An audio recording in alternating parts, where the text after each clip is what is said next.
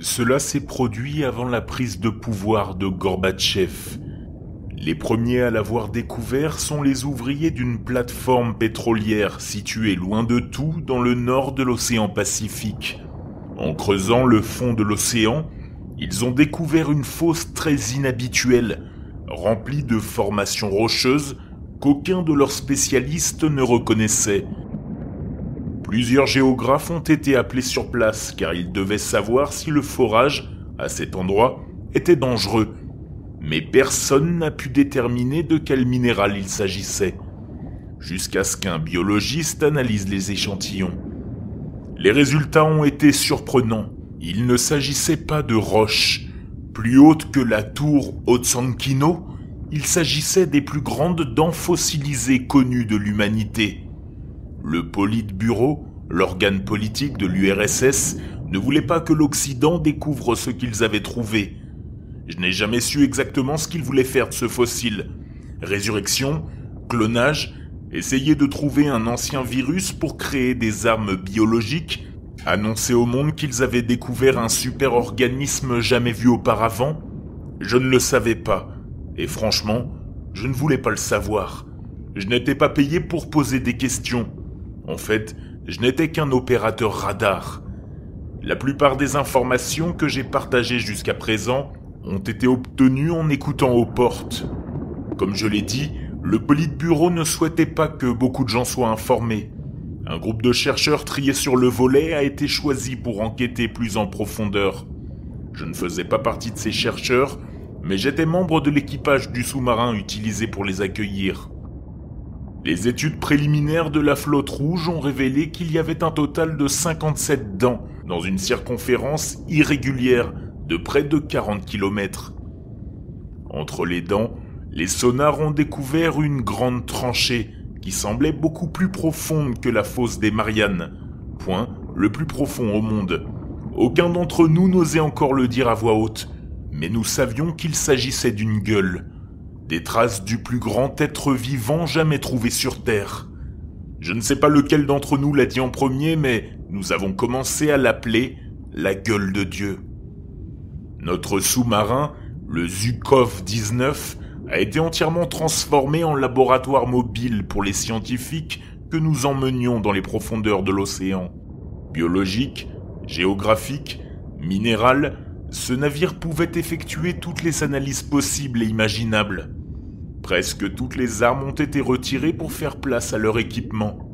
L'équipage du Zhukov 19 est passé de 30 à 46 personnes, accueillant 15 des scientifiques les plus brillants de l'Union, ainsi qu'un fonctionnaire du KGB. Et puis, nous avons commencé à plonger. Nous sommes descendus de plus en plus bas, pendant des jours. Bien sûr, tout était très lent. Tous les 100 mètres environ, les chercheurs enfilaient leurs combinaisons de plongée fantaisistes et allaient prélever des échantillons. C'est du moins ce qui s'est passé au début. Rapidement, ils ont commencé à s'ennuyer et même à devenir claustrophobes. Les sous-marins ne sont pas faits pour tout le monde, c'est un fait. Et puis, découvrir les dents et le gigantesque œsophage du monstre vieux de plusieurs centaines de millions d'années, c'était amusant au début, mais les tests sont vite devenus répétitifs. Au bout de 2 semaines, le phénomène a commencé, d'abord chez les scientifiques, puis bientôt chez nous tous.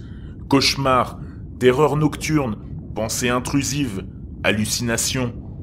Une créature énorme, extraterrestre et terrible, morte depuis longtemps, qui nous sentait et espérait que nous la ramenions à la vie. Nous avons cessé de dormir. Nous avons ressenti de la colère, de la dépression et de l'anxiété. Certains d'entre nous savaient que la gueule était responsable d'une manière ou d'une autre. L'officier du KGB était celle qui résistait le mieux. Elle disait que le Politburo avait ordonné que la mission ne s'arrête qu'une fois que nous aurions atteint l'extrémité de la tranchée, ou le point le plus profond où nous pourrions nous enfoncer, sans que le sous-marin ne soit détruit par la pression. Nous avions des rations pour des mois et des machines à filtrer l'eau, à l'exception de l'évacuation des eaux usées. Le sous-marin fonctionnait à l'énergie nucléaire. Nous n'avions donc pas à nous soucier de l'énergie ou du carburant.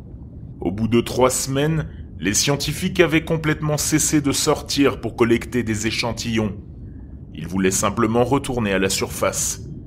Mais il semblait que la créature ne voulait pas que nous partions. J'ai calculé la profondeur à laquelle nous étions descendus en secret. Cela n'avait pas de sens. Nous étions descendus à plus de 20 kilomètres. Le sous-marin aurait dû être pulvérisé à ce stade. Mais que pouvions-nous faire? Le dire à l'officier du KGB? Elle nous aurait fait déclarer fous. Quiconque évoquait ne serait-ce que le retour à la surface était sévèrement réprimandé. Après presque 2 mois, l'équipe d'origine et moi n'en pouvions plus. Cela faisait des semaines que nous n'avions pas bien dormi. Nous n'étions pas des scientifiques inoffensifs. Elle pouvait avoir l'autorité, mais nous étions plus nombreux. Nous nous sommes introduits dans sa cabine pendant la nuit, mais elle était réveillée et nous a vus. L'officier a avoué, en larmes, qu'elle subissait également les mêmes effets psychologiques, mais qu'elle redoutait de dire au Politburo qu'elle avait échoué. Je lui ai dit que nous pouvions l'aider à falsifier les rapports, à dire aux supérieurs que nous avions trouvé le fond. À notre grande surprise, nous avons atteint les dents, que nous n'avions pas vues depuis des mois après seulement une journée de montée. Et là, nous n'avons pas pu les dépasser. Un matériau solide nous barrait la route. La gueule nous avait enfermés. Heureusement, le Zhukov 19 s'était débarrassé de la plupart de ses armes, mais pas de toutes. Nous avons utilisé une torpille pour nous frayer un chemin hors de la gueule. L'analyse des matériaux du sous-marin a révélé qu'ils avaient été compromis par un acide incroyablement puissant, comme s'il avait été immergé pendant des semaines. 4 jours de plus, et les parois du Zhukov 19 auraient laissé entrer l'acide et la pression. Je sais qu'après tous ces événements, l'officier du KGB s'est entretenu avec le Politburo, et que l'endroit a été utilisé pour des essais nucléaires peu de temps après. Il ne reste plus beaucoup de personnes qui connaissent l'existence de la gueule. Les cauchemars n'ont jamais cessé. Et personne n'était assez fort pour résister aux terreurs nocturnes d'être avalé par la gueule de Dieu.